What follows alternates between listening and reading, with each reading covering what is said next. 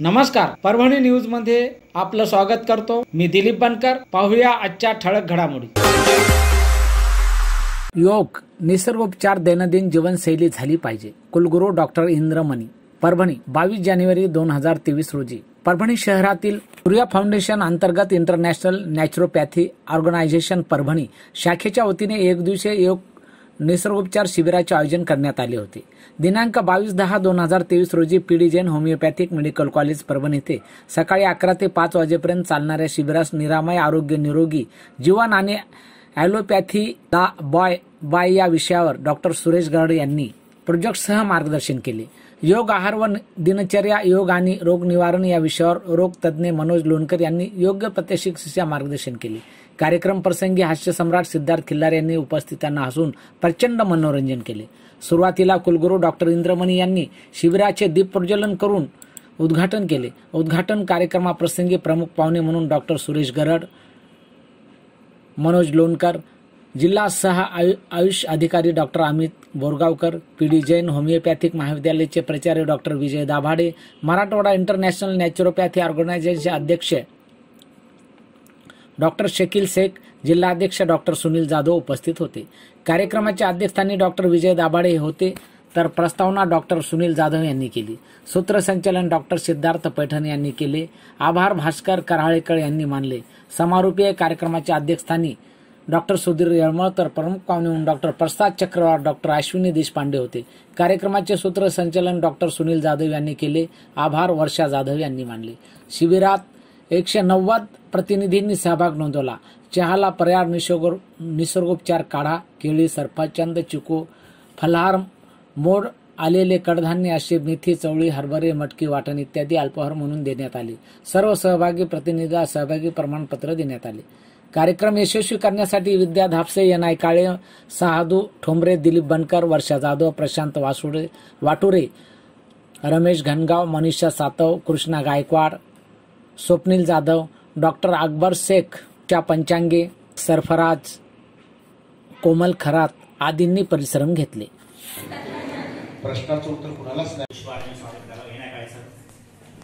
पदभार ग्रहण किया और तब से हम लोग विश्वविद्यालय को और अच्छा बनाने के लिए प्रयासरत हैं। यहाँ आने के पहले मैं देश की राजधानी दिल्ली में था और वहाँ पर भारतीय कृषि अनुसंधान संस्थान है, इंडियन एग्रीकल्चर रिसर्च इंस्टीट्यूट, जो देश का ही नहीं एशिया का सबसे बड़ा संस्थान है।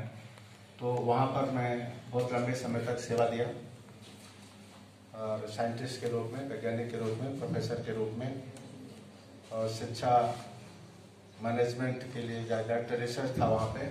और फिर भाग्य में लिखा था मराठवाड़ा आने के लिए, तो मराठवाड़ा आ गया। हमने ढेर सारे विश्वविद्यालयों में पहले जा चुका हूँ, लेकिन मराठवाड़ा विश्वविद्यालय में नहीं आया था, कभी भी नहीं आया था, और सीधे यहाँ पर इस जिम्मेदारी के साथ आना था। तो सबसे पहले मैं ये कहना चाहता हूँ कि मराठवाड़ा क्षेत्र, महाराष्ट्र कल्चरली, सोशली बहुत रिच स्टेट है। मैं मूलतः उत्तर प्रदेश से आता हूँ। अयोध्या के पास मेरा जन्म स्थान है, जहाँ पर बेसिक पढ़ाई के बाद फिर मैं इधर आया तो गांव में पैदा हुआ था, गांव में रहा, नेचर में जिया, नेचर के साथ रहा, तो नेचुरोपैथी को बहुत अच्छी तरीके से समझता हूँ। और एक खासियत मैंने देखी है कि जो अवध की कल्चर है, वो पूरे क्षेत्र को अवध कहते हैं। हर तरह के कल्चर थे उसमें। विधाएं हैं नेचुरोपैथी की, अलग अलग विधाएं हैं। मैं मूलतः बात कर रहा हूं कि मूलतः वो इसी तरफ लेके जाती हैं कि नेचर के साथ जीने का रास्ता ढूंढ लेना।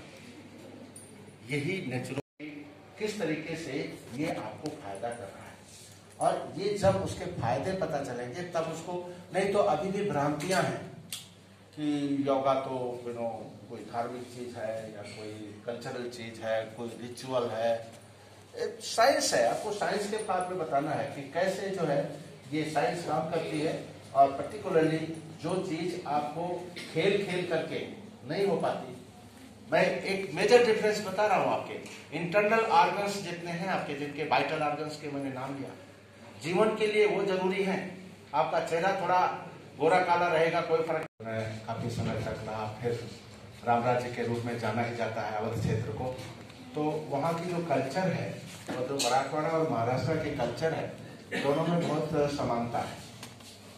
ये इसलिए मुझे यहाँ पर अडैप्ट होने में ऐसा लगा कि मैं दिल्ली से लौट कर करके अपने गांव, अपने समाज में चला आया हूँ।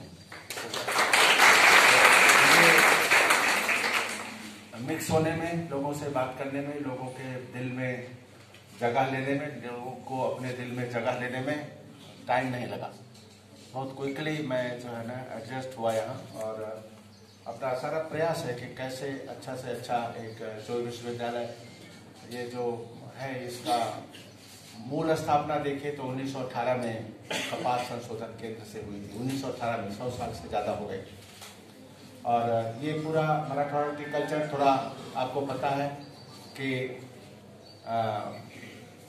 ये इसके पहले हमारा कॉलेज जो था उस्मानिया यूनिवर्सिटी के अंतर्गत था। तो एक बड़ी, जैसे हम जहाँ से आते हैं वहाँ पे भी कहते हैं कि गंगा जमुना तहजीब वर्ड यूज किया जाता है, गंगा जमुना तहजीब। तो यहाँ पर भी मैंने उसी तरीके से जब भी विद्यालय में जाता हूँ, छात्रों को देखता हूँ, इतना मिक्स ग्रुप होता है कि एक गंगा जमुना तहजीब की एहसास होता है। और यही हमारे अवध क्षेत्र का भी यही एहसास रहा है। तो इसके लिए भी मैं बहुत अच्छा महसूस करता हूँ यहाँ आकर के, मराठवाड़ा में आकर के। तो विश्वविद्यालय के बारे में यही है कि हमारा सपना है कि उसको इतना बढ़िया विश्वविद्यालय बनाया जाए कि विश्व स्तर पर उसका नाम हो। और हम आप सबको, चूँकि ज़्यादातर परभनी सुबह हमारे विश्वविद्यालय में ही होता है, मॉर्निंग वॉक के लिए, इवनिंग वॉक के लिए। तो बेस्ट नेचुरोपैथी है माय डियर फ्रेंड्स। तो यहाँ पर उपस्थित प्रिंसिपल डॉक्टर विजय की डिजाइन कैसे होनी चाहिए, साइंस को घुमाना पड़ा, क्योंकि एंथ्रोपोमेट्रिक हमारी जो मेजरमेंट है, एंथ्रोपोमेट्री एक और साइंस की फील्ड है। आप लोग तो इसमें जो छात्र हैं, आपने सुना होगा कि एंथ्रोपोमेट्री क्या है या एर्गोनॉमिक्स क्या है। एर्गोनॉमिक्स और एंथ्रोपोमेट्रिक डाटा के आधार पर हम अपना सिखाए, मैडम जिस कुर्सी पे बैठी है वो कुर्सी ठीक है कि नहीं है, पीठ का कैसा रहेगा, कैसा नहीं। लेकिन जो आसन का तरीका हमारे यहाँ बताया गया जमीन पे बैठ करके करने का, जो पुराने सिस्टम थे वो कितने अच्छे थे। और एक ही चीज मैं आपको बताना चाहता हूं कि इतने समय तक अपना पूरा जीवन खूब सुबह से शाम तक आप नेचर को ऑब्जर्व करिए, कुछ भी करिए, अपने बालकनी में बैठ जाइए, पक्षियों का मूवमेंट देखिए, फिर और पशुओं के मूवमेंट देखिए, उनके दिन भर के क्रियाकलाप देखिए, उनके जीने का तरीका देखिए। ऐसे कबूतर पाएंगे इतनी जगह में ऐसा होकर करके बैठ जाते हैं, 3 बजे 4 बजे उनके कभी देखिए कैसे आसन मुद्रा में रह करके ऐसे बैठ करके सोते हुए मिलेंगे आपको। तो नेचर ने उन्हें सिखाया है, क्योंकि उनको इंडिपेंडेंट बनाया है। हम जिंदगी भर डिपेंडेंट रहते हैं, हम पूरी जिंदगी डिपेंडेंट रहते हैं। उनके लिए क्या है कि खुद पे जीना है। उनका सहारा केवल एक है, नेचर है। हमारा सहारा नेचर छोड़ के बाकी सब कुछ। मानते हैं ना?